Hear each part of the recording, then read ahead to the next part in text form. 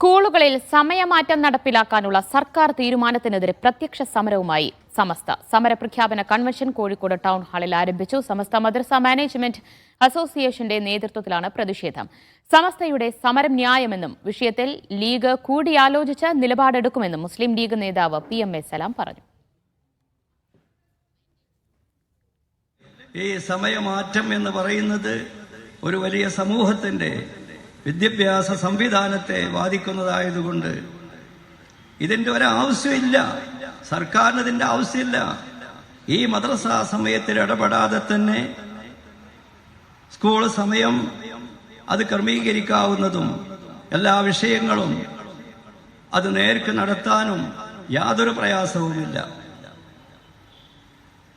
അതിൽ യാതൊരു സംശയമല്ല, കൂടിയാലോചിക്കേണ്ടതേ ഉള്ളൂ.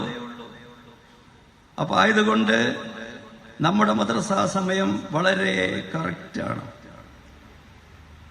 അത് വളരെ അതിൽ ഒന്നും കുറക്കാൻ നമ്മൾക്ക് സാധ്യമല്ലാത്ത രീതിയിലാണ് നമുക്ക് നിർബന്ധമായ വിദ്യാഭ്യാസം, മതവിദ്യാഭ്യാസം നമ്മുടെ മക്കൾക്ക് കൊടുക്കാൻ വേണ്ടി ഫിക്സഡ് കറക്റ്റ് ടൈമാണത്. മുഹമ്മദ് ഷംസീർ വിവരങ്ങൾ നൽകും. ഷംസീർ, എന്തൊക്കെ അഭിപ്രായങ്ങളാണ് സമരപ്രഖ്യാപന കൺവെൻഷനിൽ ഉയർന്നു വരുന്നത്?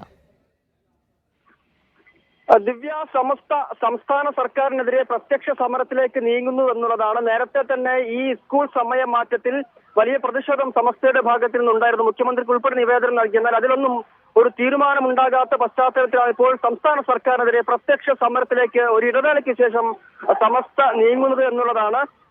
സെക്രട്ടേറിയറ്റ് മാർച്ച് വരെയുള്ള വലിയ സമര പരിപാടികളാണ് ഇന്നത്തെ സമസ്ത മദ്രസ മാനേജ്മെന്റ് അസോസിയേഷന്റെ സമര പ്രഖ്യാപന കൺവെൻഷനിൽ പ്രഖ്യാപിച്ചിട്ടുള്ളത്.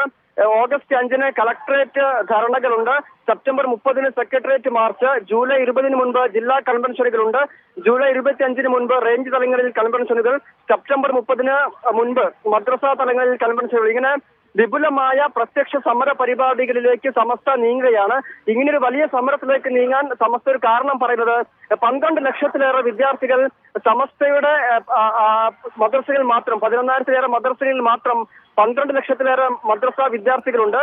ഇവരുടെ മദ്രസ പഠനത്തെ ബാധിക്കുന്ന വിഷയമാണ് ഇത് എന്നാണ് സമസ്ത പറയുന്നത്. ഇന്നത്തെ ഈ സമര പ്രഖ്യാപന കൺവെൻഷനിലും ഈ കാര്യം തന്നെയാണ് ഓരോ പ്രാസംഗികരും വ്യക്തമാക്കിയത്. ഇത് ചെറിയ സമയം മാത്രമാണ് മദ്രസ പഠനത്തിനുള്ളത്. അതിനിടയിലാണ് ഈ തരത്തിൽ മദ്രസ പഠനത്തെ ബാധിക്കുന്ന രീതിയിൽ സ്കൂൾ സമയക്രമത്തിൽ മാറ്റം വരുത്തുന്നത്.